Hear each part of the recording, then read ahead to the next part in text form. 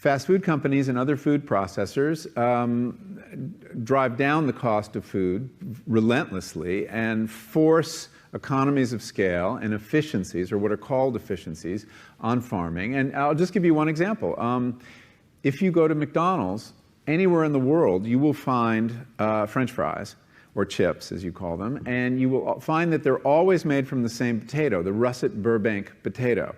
This is a potato from America that's unusually long and difficult to grow, but that's what they want, because when you're McDonald's, you like those red boxes with a little bouquet of very long chips. It looks really good. And so they insist that all their potatoes be Russet Burbanks, and they further insist that they have no blemishes at all. There's a very common defect of Russet Burbank potatoes called net necrosis. And you've seen potatoes with a little brown line sometimes, or spots that come through it. Well, McDonald's won't buy them if your potatoes have that. And the only way to eliminate that is to eliminate an aphid. And the only way to do that is with a pesticide called Monitor that is so toxic that the farmers who grow these potatoes in Idaho won't venture outside into their fields for 5 days after they spray.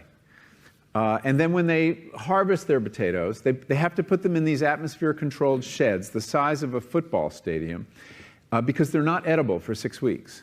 They have to off-gas all the chemicals in them. So you see, the desire for a certain kind of chip leads to a certain kind of agriculture. But the other thing on the health side, when I started learning about nutrition, about which, by the way, much less is known than you might think, that the scientific understanding of nutrition is still very primitive.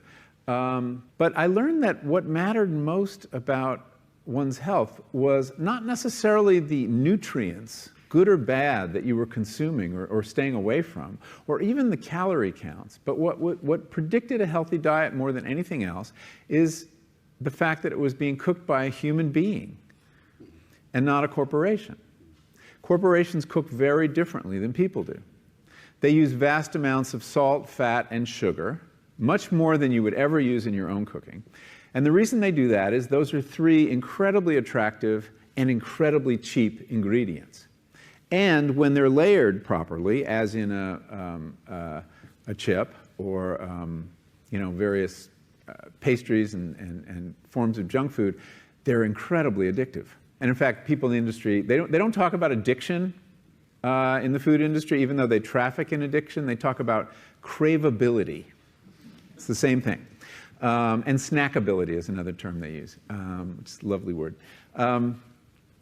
Anyway, so I came to see that cooking has a huge bearing on our health. And in fact, there's been a lot of research in America that shows that even poor women who cook have healthier diets than wealthy women who don't.